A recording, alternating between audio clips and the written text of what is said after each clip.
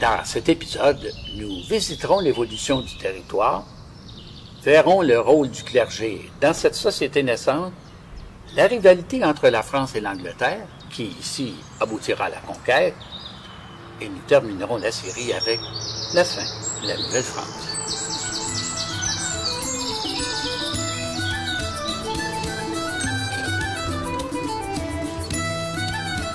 Il faut savoir que dès 1663, et à plusieurs reprises par la suite, Louis XIV ordonna aux dirigeants de la colonie d'empêcher les colons de construire leurs habitations sur leurs terres et de les forcer à se regrouper en villages.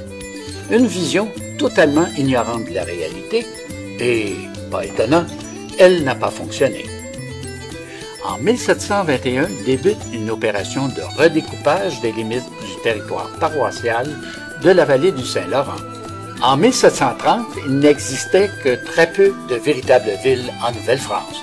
Louisbourg en Atlantique, Québec, Trois-Rivières et Montréal dans la vallée du Saint-Laurent, Détroit et la Nouvelle-Orléans plus au sud, à l'intérieur du continent.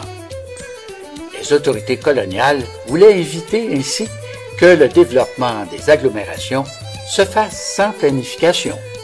Aussi, fut-il longtemps interdit aux paysans de morceler leurs terres et de les subdiviser en plus petits lots, susceptibles d'engendrer une densification des habitations, d'où auraient pu naître les premiers villages. La plupart des habitants de la Nouvelle-France habitaient à la campagne. Ces paroisses étaient donc, plus exactement, des missions ou des districts paroissiaux.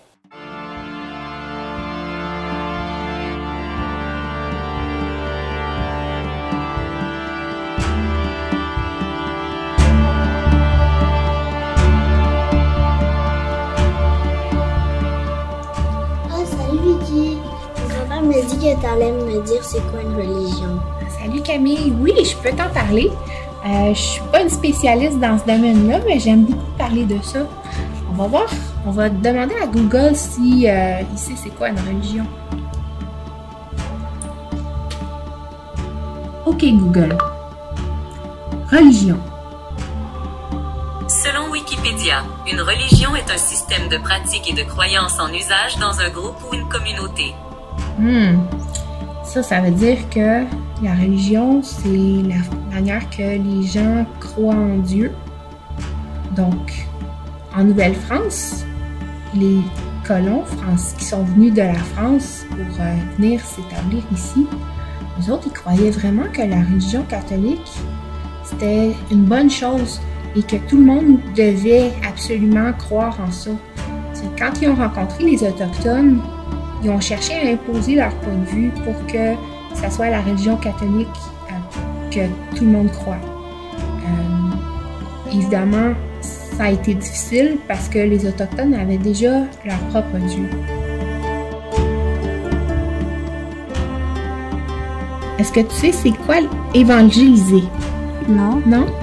C'est essayer de faire convertir des gens pour les pousser à faire croire à sa propre religion. Comme les Canadiens français qui sont venus ici, eux autres, ils voulaient vraiment imposer la religion catholique. C'était très important pour eux. Ils pensaient que c'était la seule religion qui était bonne. Donc, malheureusement, ça n'a pas fonctionné pour eux parce que les Amérindiens ou les Autochtones, ils croyaient déjà à leur propre Dieu.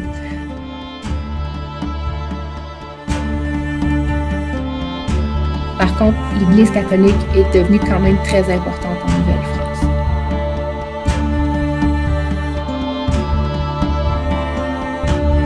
Gilbert, je pense qu'ils baptisaient le monde.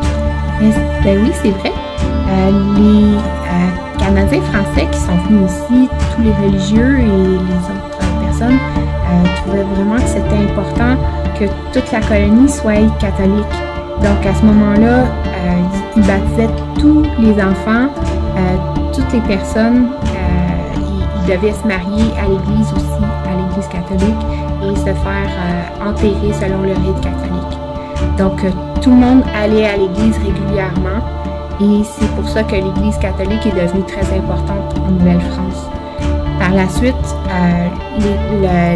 l'évêque de Québec, Monseigneur Laval, a été nommé pour être le premier évêque de la Nouvelle-France. Comme Laval? Oui, comme la ville de Laval. C'est parce que au début, c'était la seigneurie de l'île Jésus qu'on appelait.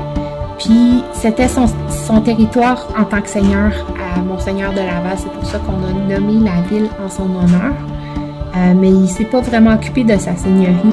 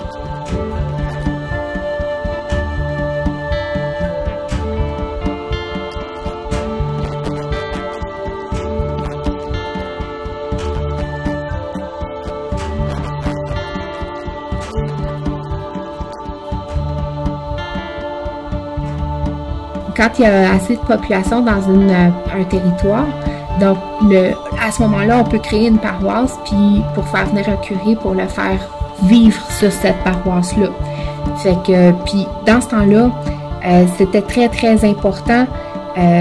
L'église était plus importante que le manoir seigneurial ou quoi que ce soit d'autre. L'église, c'était le bâtiment principal d'un village ou d'un territoire parce que c'est là que les gens se rencontraient.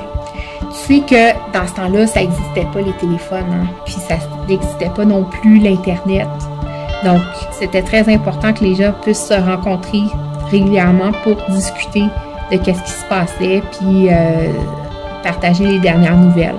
Alors, après la messe, les gens restaient sur le parvis de l'église pour discuter ensemble, puis parler de qu'est-ce qui se passait dans leur vie, dans le fond. Et c'est pour ça que l'Église et la religion sont restées importantes parce que toute la vie sociale était axée autour de ce bâtiment-là.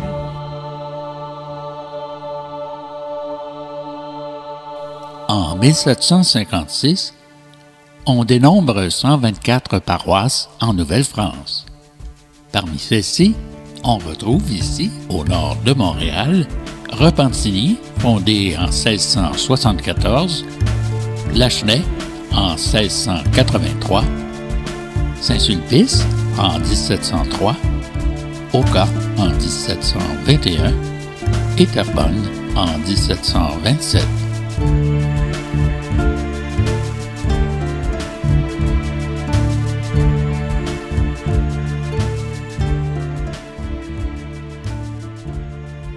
La Compagnie des prêtres de Saint-Sulpice, appelée aussi Sulpiciens, est une société de vie apostolique catholique fondée en 1645 à Paris par Jean-Jacques Ollier. Ses membres sont appelés les Sulpiciens, menant une vie commune sans vœu. À ce titre, ils ne sont pas considérés comme des religieux. À leur arrivée, les Sulpiciens visaient à établir une nouvelle église en Nouvelle-France. Missionnaires, éducateurs, mécènes, les Sulpiciens ont développé la ville de Montréal en pilotant des plans d'urbanisme et d'architecture. On leur doit rues, écoles et églises, ainsi que la subdivision du territoire de Montréal. Devenus hommes d'affaires, les seigneurs en soutane possédaient la seigneurie de Saint-Sulpice, la seigneurie de Montréal, et au nom de ce qu'on appelait les sauvages, la seigneurie des deux montagnes. En multipliant les concessions, ils perçurent de plus en plus de rentes.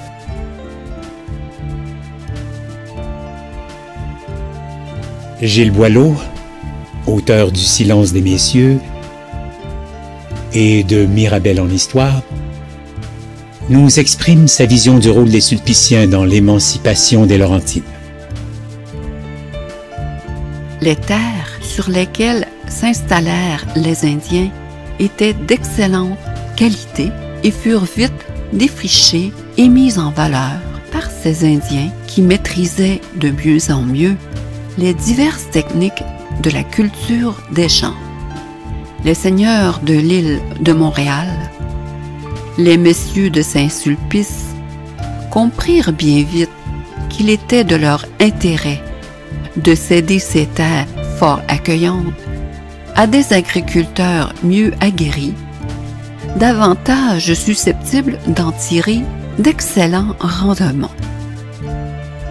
Les sommes que les Sulpiciens retireraient de la vente ou de la concession de ces terres hautement productives, déjà défrichées par les Indiens, seraient directement proportionnelles à la qualité des sols.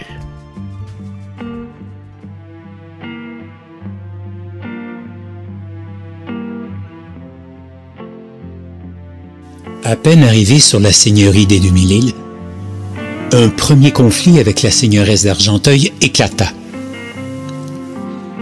Une longue guerre cadastrale qui dura de 1721 à 1735 s'engagea alors entre la dame et les seigneurs.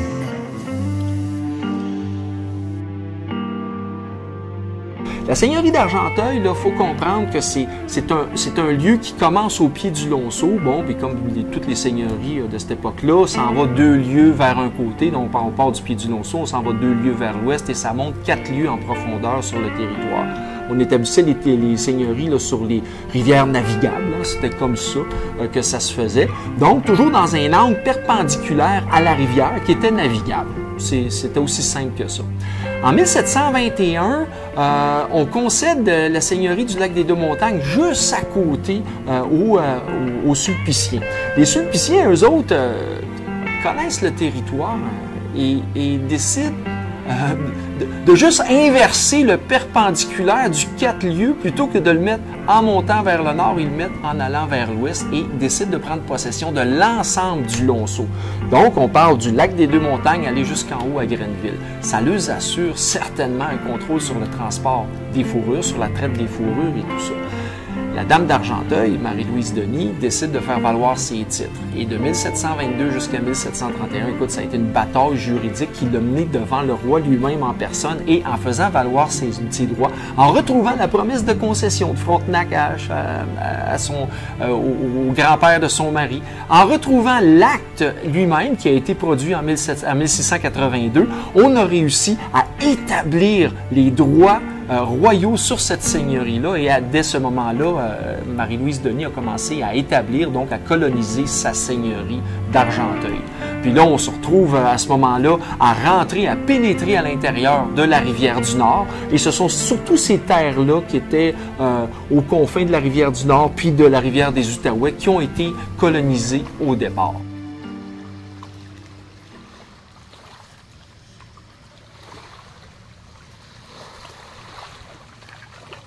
Les Sulpiciens ont souvent eu recours à la justice pour régler leurs disputes, tant avec leurs censitaires qu'avec les Indiens. Pour les besoins de la mission, les Sulpiciens avaient réclamé l'agrandissement de la seigneurie en 1733, ce qui occasionna un premier conflit de bornage avec les Dumont. En 1737, toujours pour les besoins de la mission qui leur avait occasionné des dépenses considérables, les Sulpiciens obtiennent une seconde augmentation.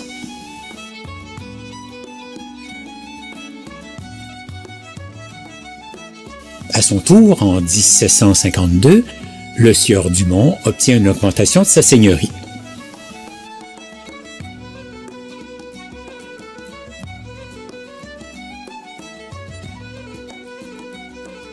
La position géographique différente entre les deux seigneuries, le désir effréné de s'approprier les plus grandes surfaces possibles à concéder, causa aux seigneurs de nombreux problèmes de bornage. Mais la dispute qui attire le plus notre attention et qui n'a trouvé sa solution finale que près d'1 siècle plus tard est le conflit à propos de 6600 arpents de terre qui dura près de 100 ans.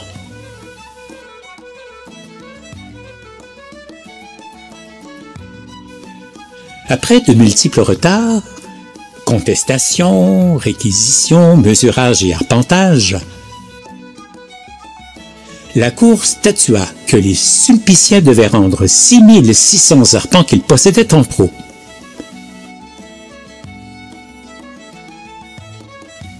La mauvaise foi des messieurs, qui refusaient de se confirmer au jugement de cour, étira le conflit.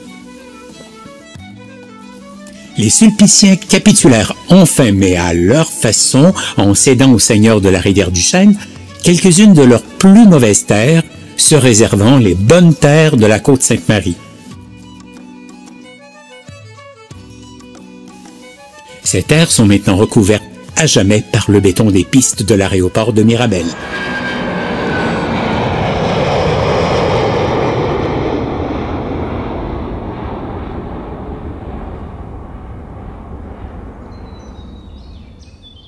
Hé, Camille, tu vois la lumière là-bas? Ben, vas-y. Il y a quelqu'un qui t'attend.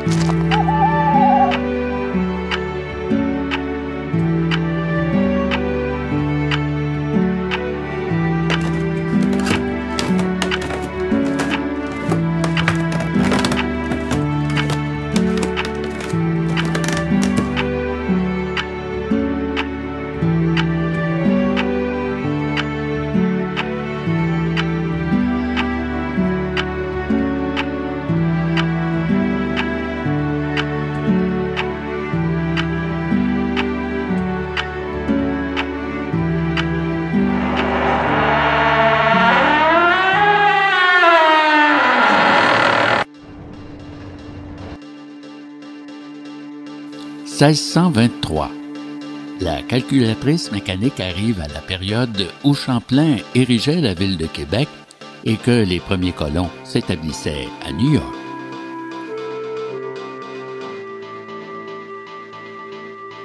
« 1643. Louis XIV devient roi à 4 ans, au moment où l'on inventait le baromètre et que Montréal accueillait ses premiers colons. 1650 marque l'invention de la pompe à vide, suivie de l'horloge à pendule en 1656. En 1682, la France est la première puissance d'Europe, la cour de Versailles vit son apogée. Et enfin, la paix existe dans la colonie. 1687. Newton énonce ses 3 lois relatives au mouvement. 1698. C'est le début de l'ère des machines à vapeur avec l'invention de la pompe à vapeur. 1713. La France signe le traité d'Utrecht et cède l'Acadie à la Grande-Bretagne. 1714. Fahrenheit crée l'échelle de température pendant que l'on attribuait la seigneurie des Mille-Îles. Et Louis XIV décède en 1715.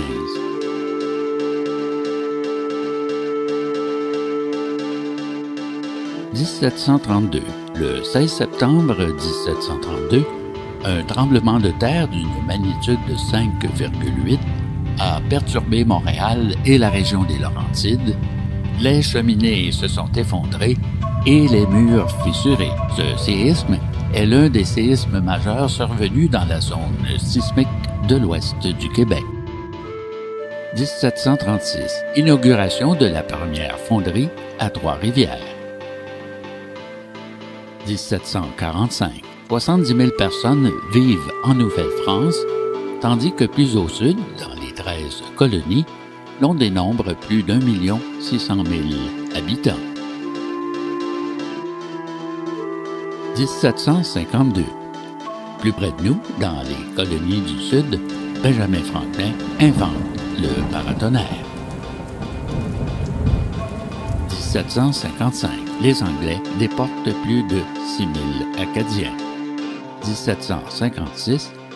C'est la guerre de la conquête ou guerre de 7 ans. La guerre éclate entre la France et la Grande-Bretagne. 1759. Les Anglais attaquent Québec et la ville cède sous leurs assauts. Montréal capitule à son tour en 1760. 1760 marque aussi le début de la révolution industrielle.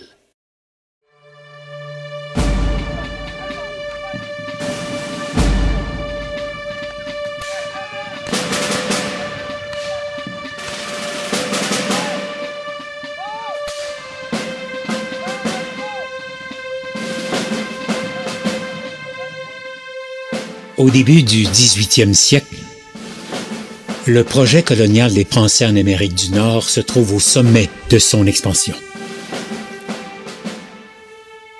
La position géographique de la Nouvelle-France empêchait l'expansion vers l'ouest pour les 13 colonies anglaises qui comptaient à l'époque plus d'1 million d'habitants.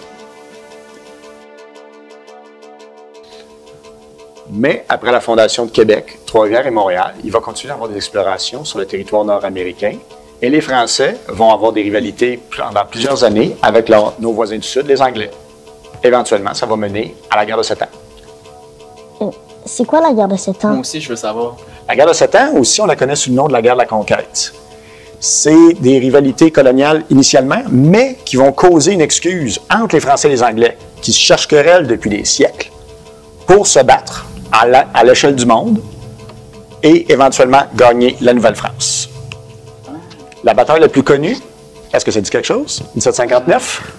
C'est pas celle des plaines d'Abraham? Exactement. À cette époque-là, en 1759, le général Wolfe, avec une grande armée, va réussir à battre Montcalm sur les plaines d'Abraham et prendre Québec. L'année suivante, il va prendre Montréal en 1760.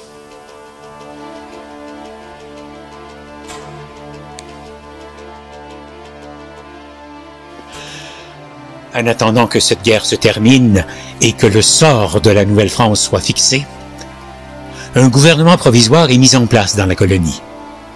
Le régime militaire. L'objectif de ce régime militaire est d'administrer la colonie et d'y maintenir l'ordre et le calme. 1763, la France abandonne la Nouvelle-France en signant le traité de Paris.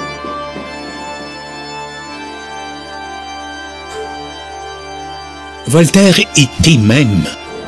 On plaint ce pauvre genre humain qui s'égorge dans notre continent à propos de quelques arpents de glace en Canada, quelques arpents de neige qui ne valent pas les eaux d'un grenadier français. Abandonnés de la mère patrie, les Canadiens vont bien devoir apprendre à cohabiter avec l'envahisseur. Voltaire. C'est ici le choix que fit la France lors de la signature du traité de Paris. De conserver la Nouvelle-France ou ses colonies des Antilles.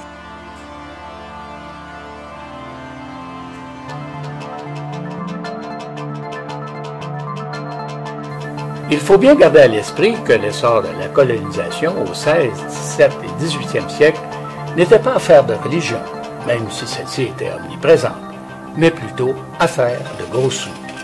Ainsi, la France, sous la direction de Jean-Baptiste Colbert, alors contrôleur des finances du royaume, mit au point un commerce maritime triangulaire, de telle sorte que les bateaux marchands ne naviguaient jamais les cales vides. Aussi, les navires quittaient la métropole, les cales pleines de produits manufacturés, qu'ils déchargeaient dans les ports coloniaux de la côte est africaine, repartaient vers les Caraïbes chargés de bétail de bois et parfois de quelques esclaves qu'ils déposaient sur les quais antillais pour ensuite retourner vers l'Hexagone chargés de sucre, une denrée très prisée des Européens et surtout très lucrative pour les coffres du roi. C'est le début du mercantilisme, un courant de pensée économique qui prône l'enrichissement des États par le commerce extérieur intensif et organisé, la plupart du temps au détriment des colonies. Les quelques arpents de glace et de neige du Canada, selon les mots mêmes de Voltaire, n'intéressaient peu ces marchands. On comprend dès lors que Louis XV n'hésita pas à céder, dans le traité de Paris, le Canada, un gouffre financier, pour conserver les îles à sucre des Caraïbes.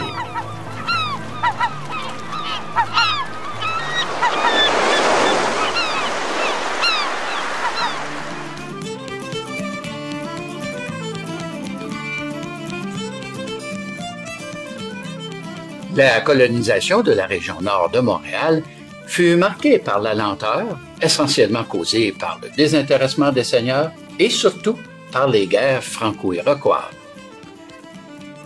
C'est dans le secteur de Terrebonne que s'initia en 1675 le développement de ce qu'on appelle la couronne nord de Montréal, lequel prit son essor après l'arrivée des Britanniques. Les premiers colons de la rive nord furent des natifs du pays, fils et filles des premiers arrivants français qui surent s'adapter à la rigueur du pays avec l'aide des Autochtones, de leur habillement et de leurs habitudes. Devenus de véritables Canadiens, détachés administrativement et émotivement de la France, l'installation des Anglais à la gouverne du pays ne leur causait apparemment aucun choc. D'ailleurs, ils s'en accommodèrent assez bien.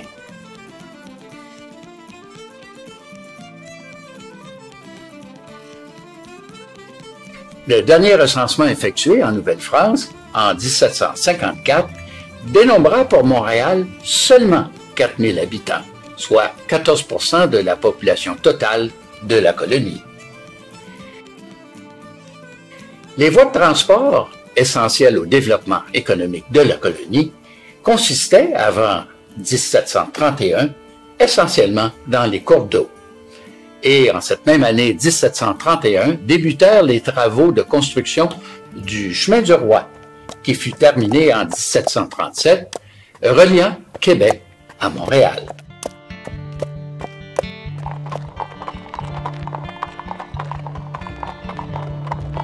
Une randonnée à cheval de 4 jours était nécessaire pour le parcourir.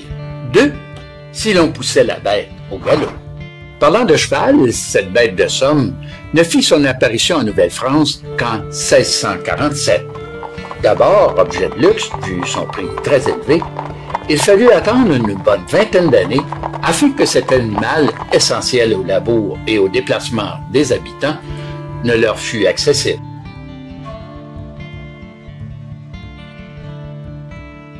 Les messieurs de Saint-Sulpice conservèrent leur seigneurie et devinrent ainsi l'un des plus grands propriétaires fonciers du sud du Québec.